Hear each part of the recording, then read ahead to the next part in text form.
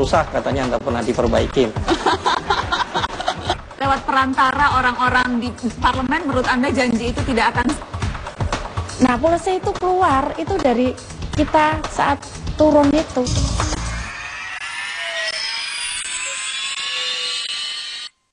Dipersembahkan oleh, didukung oleh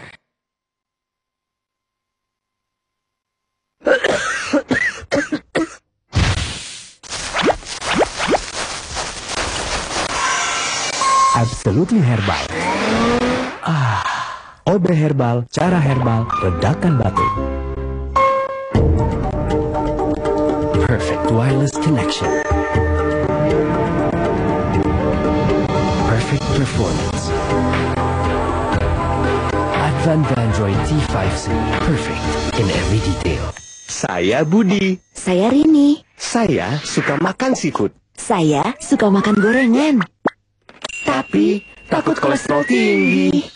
Kini hadir Nutrif Benecol untuk bantu turunkan kolesterol. Plant stanol esternya membantu turunkan kolesterol.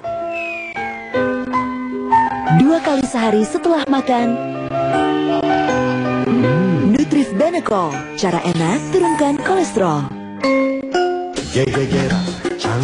Baru, teh gelas dalam kemasan botol. Dengan semua kebaikan dan kesegaran yang luar biasa. Rasakan kesegaran alami dan kebaikan teh gelas. Minum teh gelas, dapatkan semua kebaikan. Namaku diabetes.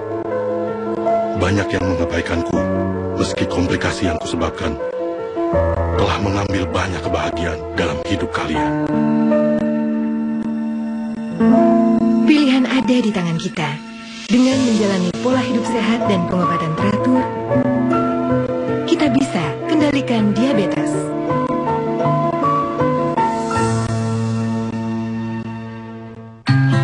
Saatnya hidup lebih lancar. Dengan e-banking BCA. Solusi kemudahan bertransaksi.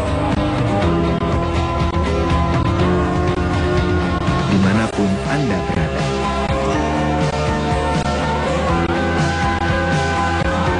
Hidup lebih lancar. E-banking BCA.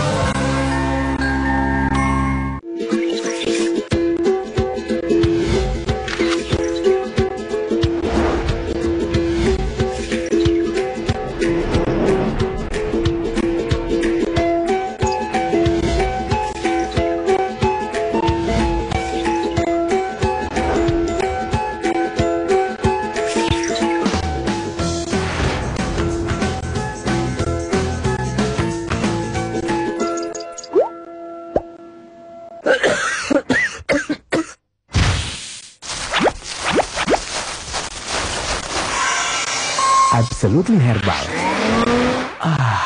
OB Herbal, cara herbal, redakan batuk.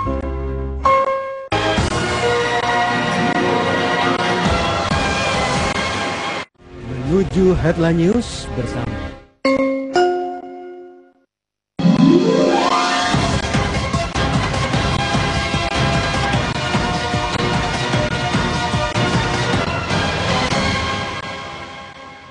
Nutrif Benecol, bantu turunkan kolesterol. Plant stanol esternya membantu turunkan kolesterol.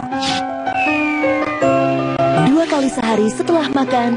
Nutrif Benecol, cara enak turunkan kolesterol. Multivitamin Fatigon Spirit membantuku menjaga stamina.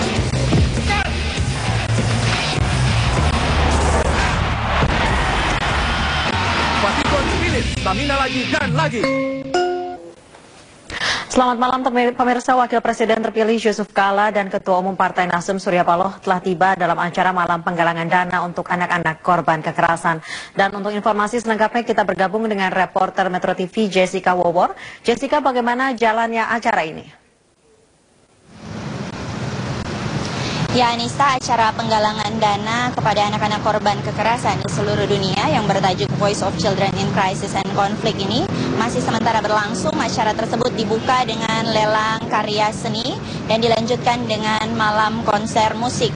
Dalam lelang karya seni ini, tadi sudah dilakukan pelelangan berupa lelang lukisan yang dilukis oleh anak-anak, dan setiap lukisan dibuka dengan harga Rp3.500.000, dan dalam pantauan kami dalam pelelangan tersebut lukisan paling mahal dilelang atau dibeli dengan harga Rp4.500.000, dan ada sebanyak 5 lukisan dari anak kecil ini yang dilelang dalam acara ini. Ada juga karya seni seperti patung komodo yang laku seharga Rp120 juta Nisa dalam pelelangan ini. Dan tadi dalam malam konser musik, pihak Media Group yang diwakili oleh pimpinan Media Group sendiri yaitu Surya Paloh menyerahkan sumbangan atau bantuan sebesar Rp1 miliar kepada UNICEF untuk disalurkan kepada anak-anak korban kekerasan. Dan tadi juga kami sudah mendapatkan informasi dalam acara yang masih sementara berlangsung hingga saat ini di atas, ada gitar yang dipakai atau sering digunakan oleh Abdi Sleng.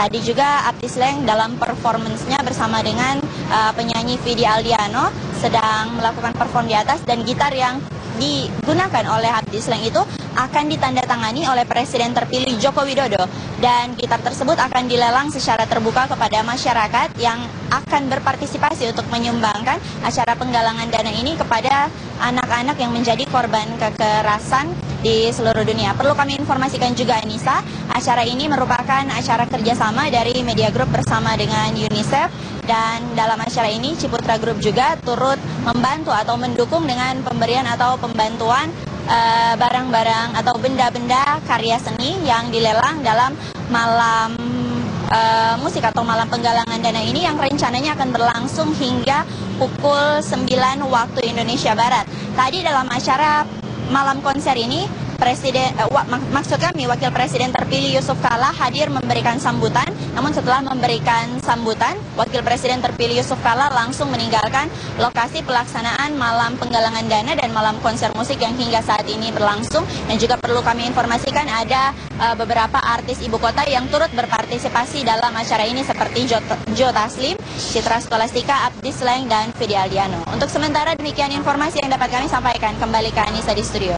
Baik, terima kasih Jessica atas laporannya, dan pemirsa Anda bisa mengikuti berita-berita dalam Headline News melalui situs kami metrotvnews.com, dan program Mata Najwa akan kami lanjutkan kembali.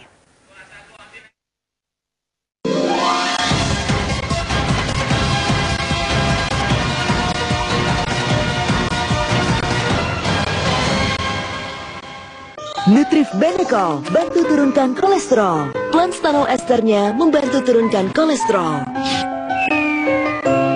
2 kali sehari setelah makan, Nutrif Benecol. Cara enak turunkan kolesterol. Multivitamin Fatigon Spirit membantuku menjaga stamina.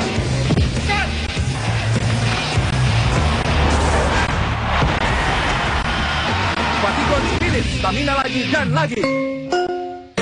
Untuk membuat Bika Ambon, bagusnya pakai tepung merek apa ya? Untuk hasil terbaik, pasti pakai tepung tapioka Patani Gunung. Ini sagu atau tapioka? Tapioka, biasanya juga disebut sagu. Kalau pempek, bagusnya tepung apa? Pasti tepung tapioka Patani Gunung. Hey. Saya juga biasa pakai tepung tapioka Patani Gunung untuk membuat bakso, siomay, dan jenis makanan lainnya. Pasti tepung tapioka Patani Gunung.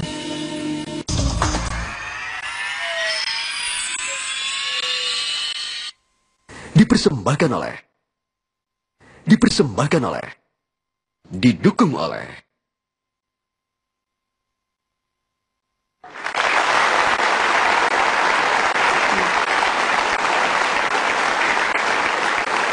Pemirsa, ada banyak cara untuk dekat dengan rakyat. Semua tergantung pada niat dan rasa tanggung jawab. Bagi salah satu bupati termuda ini, menjangkau wilayah terpencil pun bisa dilakoni. Tak leluasa dengan mobil, ia memilih berpetualang dari satu tempat ke tempat lain dengan motor trail.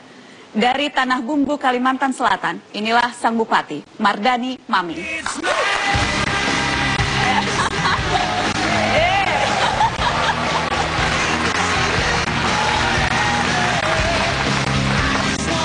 Bupati, salah satu bupati termuda, sekali tepuk tangan dong dengan motor trail.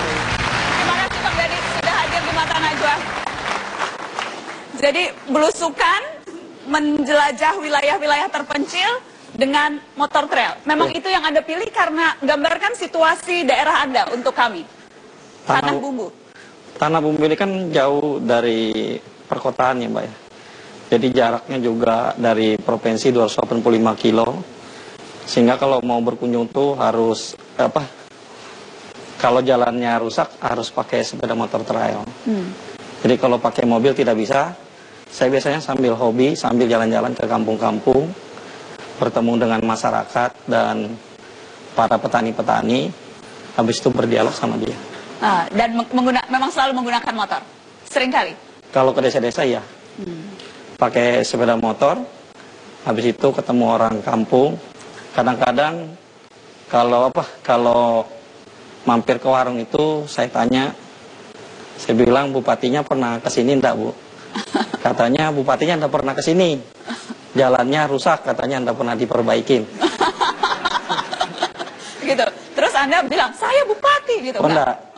Saya habis itu makan mie cepet-cepet selesai saya pergi. Habis itu Anda takut dimarahi kalau ketahuan? Enggak, saya takut ibunya pas kenal saya dia malu. Karena ngomel-ngomel kan. Tapi biasanya setelah saya lewatin, biasanya jalan itu sudah menjadi program saya untuk memperbaiki. Biasanya saya kalau mau APBD udah diketuk, apa-apa yang menjadi program pembangunan atau perbaikan sekolah, saya datangin yang ke pelosok-pelosok itu pakai sepeda motor, setelah itu nanti jalannya diperbaiki. Jadi memang dengan cara itu Anda bisa lihat langsung dan Anda prioritaskan? Iya, kalau di tempat saya, kalau yang pelosok-pelosok itu harus lewat pakai sepeda motor trail. Kalau Ibu Risma tadi kan punya sepeda motor, dia mungkin matic. Kalau saya nggak bisa pakai matic, harus pakai sepeda motor trail. Kayaknya Bu Risma segala motor bisa deh, nanti kita tanyakan. Baik.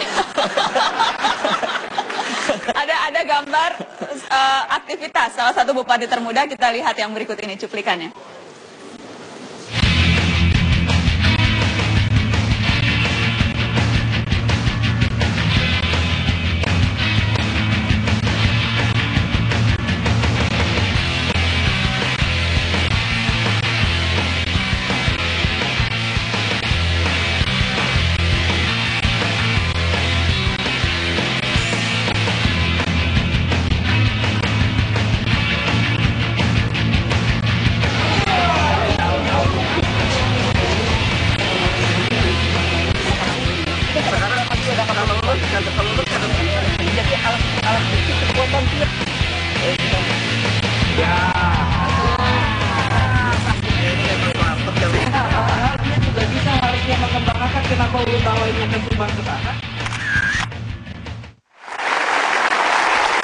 Kalau dari gambaran singkat saja medan yang harus dilalui, apakah rata-rata memang seperti itu fisik di Tanah Bumbu atau itu gambaran yang ekstrimnya?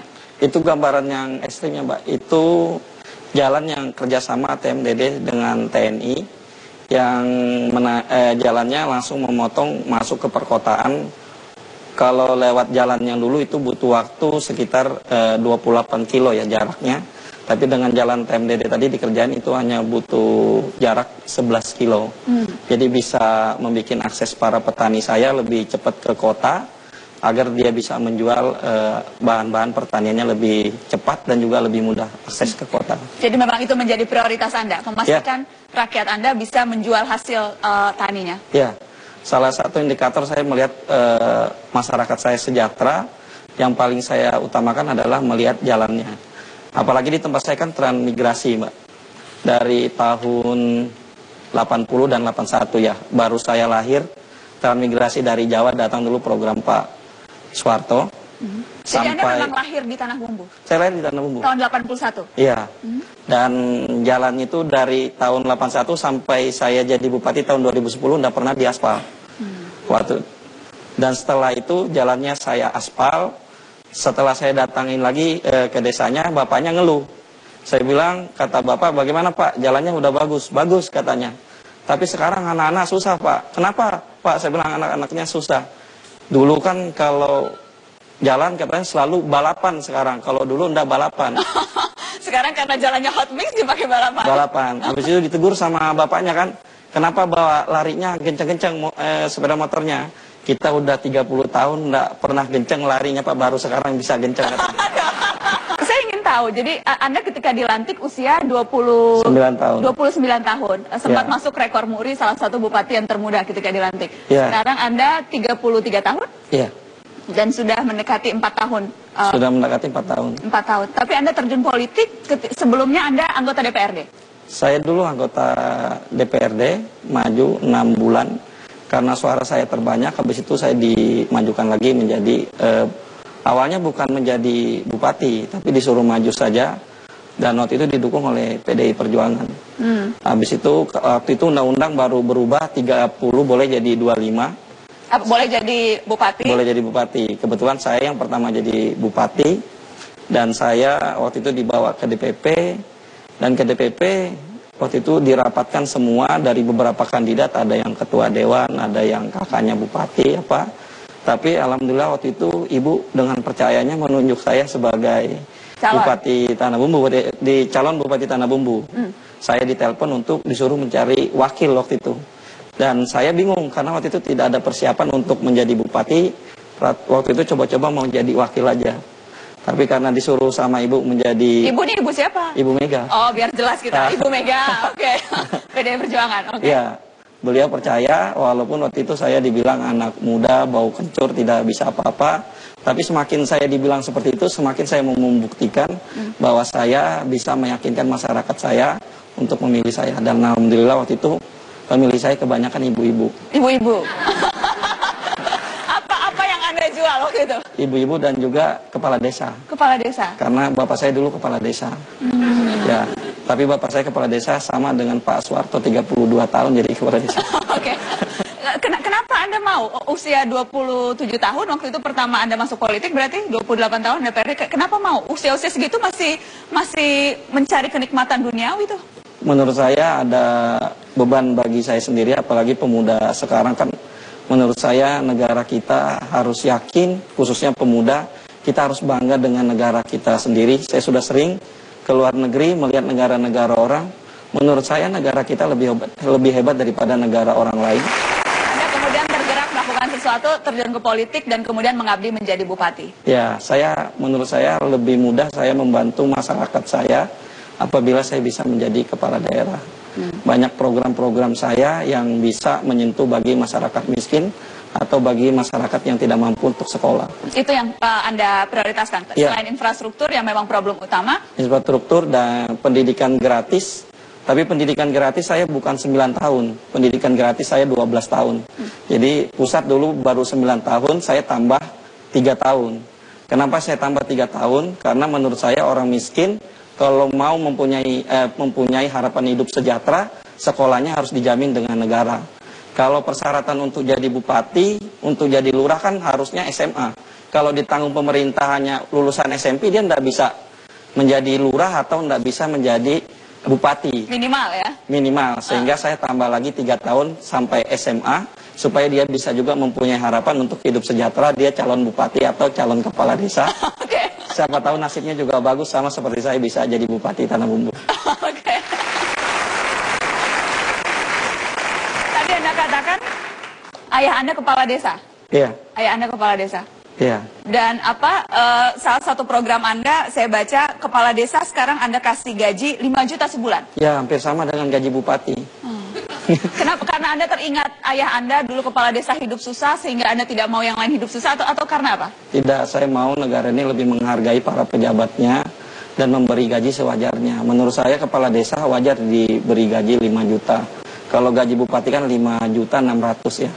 Jadi bagaimana kepala daerah bisa melayani rakyatnya, bisa membantu rakyatnya kalau pejabatnya tidak sejahtera, dalam artian sejahtera yang benar. Kalau kepala desa saya gaji atau saya tunjang sampai 5 juta, saya yakin dia bisa berbuat banyak untuk masyarakatnya dan bisa melayani masyarakatnya dengan baik. Banyak yang sering datang ke rumah Anda? Hampir setiap hari. Biasanya datang untuk apa? Keluarnya biasanya anaknya berobat, habis itu juga untuk sekolah. Biasanya itu yang paling sering. Makanya saya ada program gratis sesar itu sama kelas 3 gratis. Gratis operasi sesar? Gratis sesar juga dan juga berobat di kelas 3 gratis yang persyaratannya hanya KTP. Tidak perlu pakai persyaratan rekomendasi RT, rekomendasi Puskesmas, rekomendasi kepala desa. Udah keburu meninggal keluarganya baru selesai surat-suratnya.